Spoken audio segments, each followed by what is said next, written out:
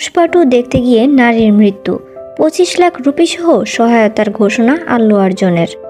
হায়দ্রাবাদে পুষ্পা 2 ছবির প্রিমিয়ারে গিয়ে পদপিষ্ট হয়ে মারা যান 35 বছর বয়সী নারী রেবতী। গতকাল শুক্রবারেই জানা যায়, তার মৃত্যুকে কেন্দ্র করে আইনি ঝামেলায় পড়েছেন আল্লু অর্জুন। এই দক্ষিণী অভিনেতা এবং প্রেক্ষাগৃহের মালিকের বিরুদ্ধে মামলা করা হয়েছে। এবার জানা গেল, নিহত ওই নারীর পরিবারকে 25 লাখ রুপি, বাংলাদেশি মুদ্রায় প্রায় 35 লাখ টাকার সহায়তা ঘোষণা দিয়েছেন আল্লু অর্জুন।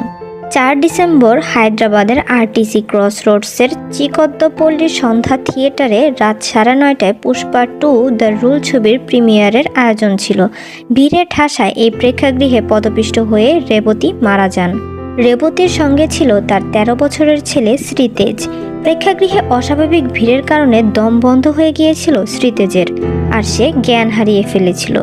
ভিড়ে পদদলিত হয়ে নারী